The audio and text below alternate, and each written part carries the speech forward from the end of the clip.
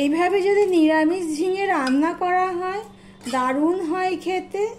এটা ভাত রুটি দুটোর সাথে দারুণ লাগে।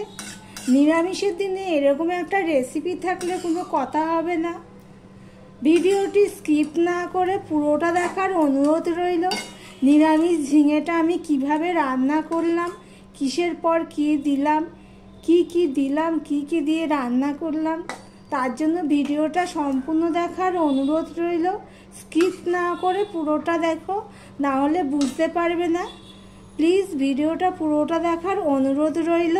নমস্কার বন্ধুরা, আপনারা দেখছেন কুকিং হাউস অফ অনিমা। আজকে একটা সম্পূর্ণ নিরামিষ ঝিঙের রেসিপি নিয়ে তোমাদের সামনে চলে আসলাম। তার জন্য দেখো আমি ঝিঙেগুলোকে ঠিক এইভাবে কেটে নিয়েছি, আর আলু নিয়েছি তার সাথে অল্প একটু, যতটা ঝিঙে নিয়েছি তার অর্ধেকেরও কম একটু আলু নিয়ে নিয়েছি। এদিকে একটা কড়াই বসিয়ে দিয়েছি, কড়াইতে দিয়ে দিলাম সর্ষের তেল। এই রান্নাটা সর্ষের তেলেই ভালো হয়। আমার পরিমাণ মতন আমি সর্ষের তেল দিয়ে দিলাম। তোমরা যদি তেলের থেকে একটু দিতে চাও বেশি তাহলে দিতে পারো।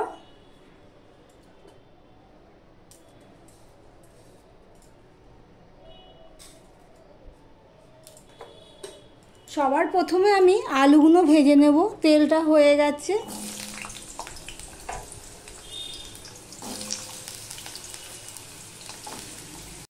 আলুর মধ্যে আমি একটু নুন দিয়ে দিলাম আর একটুখানি হলুদ দিয়ে দিলাম, সম্পূর্ণ মিশিয়ে নিলাম। নিয়ে আমি ভাজতে থাকবো।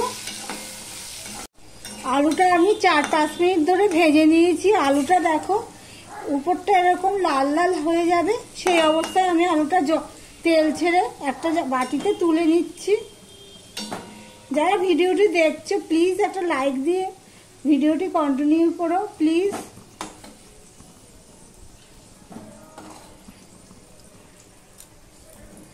আলুগুলো সব তুলে নিয়েছি।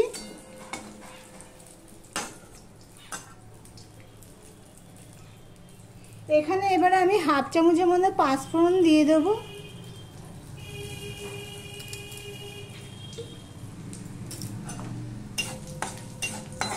সম্পূর্ণ পেঁয়াজ রসুন ছাড়া একটা নিরামিষ রেসিপি, তা ভাত রুটি দুটোর সাথেই খাওয়া যাবে। দেখো 5 ফোড়নটা হয়ে গেছে। আমি একটুখানি নুন দিয়ে দিচ্ছি। নুন দিয়ে এখানে দেখো আমি 4টে কাঁচা লঙ্কা চিড়ে রেখেছি, একটা তেজপাতা আর 1 চামচের একটু কম আদা, সেটা আমি দিয়ে দিলাম।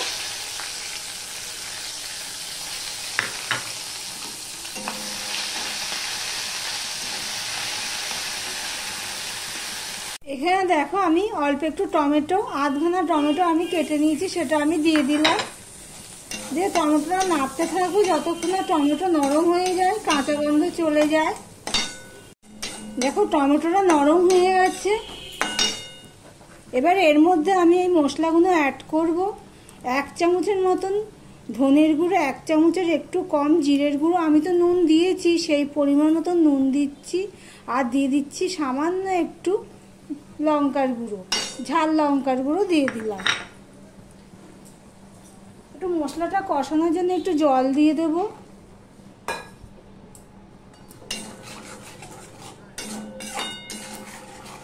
দেখো মশলাটা আমার প্রায় কষানো হয়ে গেছে। এবারে এর মধ্যে দেখো আমি কাঁচা মুগের ডাল ভিজিয়ে রেখেছিলাম 10-15 মিনিট, তারপর জল ঝরিয়ে একটা বাটিতে তুলে নিয়েছি। সেই ডালটা আমি দিয়ে দিচ্ছি।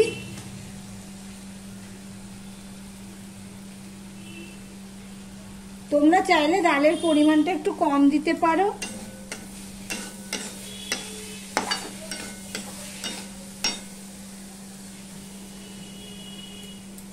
প্লিজ লাইক দিয়ে ভিডিওটা কন্টিনিউ করো প্লিজ। লাইক পরে কম, কমেন্ট পরে বেশি। প্লিজ কমেন্ট করার আগে একটা লাইক দিয়ে দিও।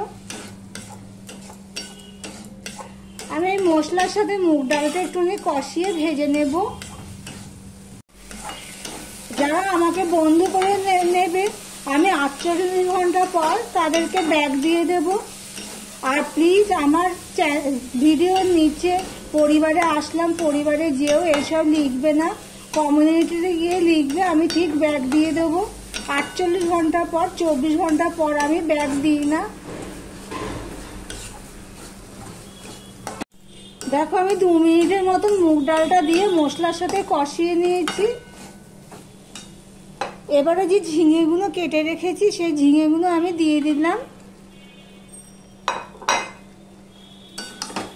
ঝিঙেগুলো মিশিয়ে নিয়ে আবারও আমি একটুখানি 1 মিনিটের কষিয়ে নেব ঢাকা দিয়ে। দেখো আমি 1 মিনিটের মতন ঢাকা দিয়ে রেখেছিলাম। ঝিঙে থেকে একটু জল বেরিয়েছে, ঝিঙেটা খুব একটা জল ছিল না। আমি ঝিঙে ধুয়ে তারপরে কুটেছি, তারপর অনেকক্ষণ ঝুড়িতেই ছিল, জল ঝরে গেছে। এবারে যে আলুগুলো কেটে রেখে ভাজা আলুগুলো আমি দিয়ে দিলাম, দিয়ে এর সাথে আমি আবারও 1 মিনিটের মতন কষিয়ে নেব সব মিশিয়ে নিয়ে। আর এখানে দেখো একটু কাশ্মীরি লঙ্কার গুঁড়ো নিয়েছি, সেটা আমি দিয়ে দিলাম, এটা কালারের জন্য দিলাম। নিরামিষ তরকারিতে তো খুব একটা ঝাল হয় না, দিয়ে আমি একটু কষিয়ে নিলাম।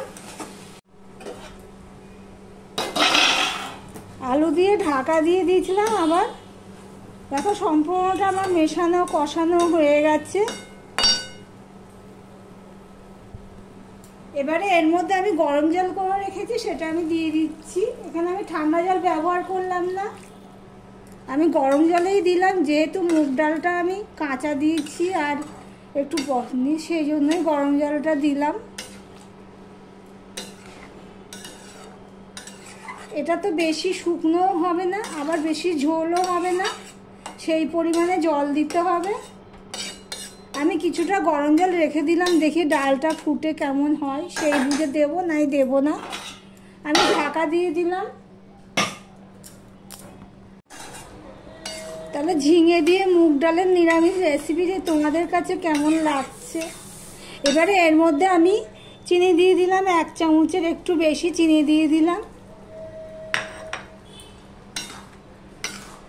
আর একটুখানি 1 চামচের মতন গরম মশলা দিয়ে দিলাম।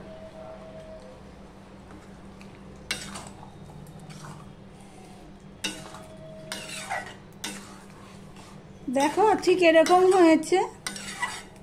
আমি 5 মিনিটের মতন আমি এটা গরম কড়াইতে রেখে দেবো, একটুখানি ফুটে উঠলেই চিনিটা গলে যাবে।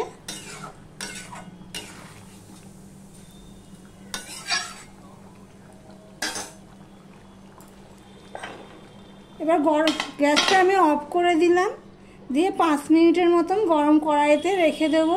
ভিডিওটি আজকের মতন এখানেই শেষ করলাম, আবার অন্য কোনো রেসিপি নিয়ে তোমাদের সামনে চলে আসবো। টাটা।